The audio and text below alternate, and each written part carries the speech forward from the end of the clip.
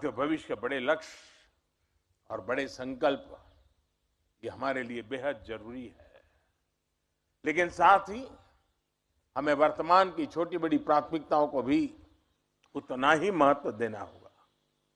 इसलिए मेरा आप सभी से आग्रह होगा कि आज देश में हो रहे इस हर बदलाव से परिचित रहे।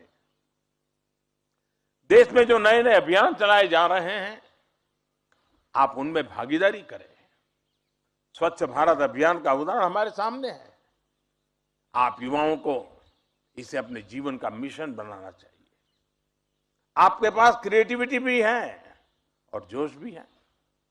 आप संकल्प ले सकते हैं।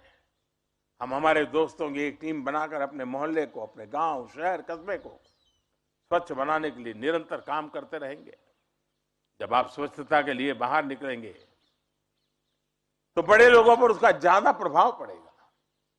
इसी तरह अमृत महोत्सव में आप स्वतंत्रता सेनानियों से जुड़ी कम से कम एक किताब पढ़ने का संकल्प जरूर लीजिए।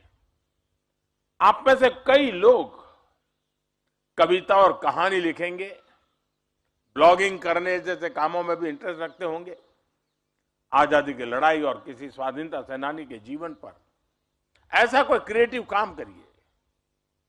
आप अपने स्कूल को भी इस विषय पर कार्यक्रम और प्रतियोगिता कराने के लिए कह सकते हैं।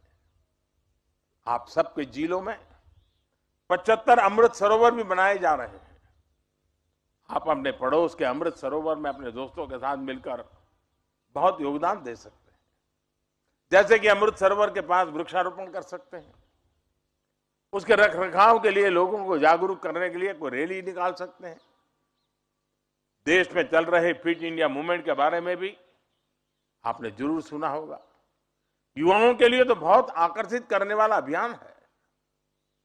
आप खुद तो इससे जुड़े ही, साथ ही अपने घर वालों को भी जरूर जोड़ें। आपके घर में रोज सुबह थोड़ी देर सब लोग मिलकर योग करें। आप ये संस्कृति घर में शुरू कर सकते हैं। आपने सुना होगा इस साल हमारा भारत G20 की अध्यक्षता भी कर रहा है। ये भारत के लिए एक बड़ा अवसर है। आप इसके बारे में भी जरूर पढ़ें। स्कूल कॉलेज में भी इससे जुड़ी चर्चा करें।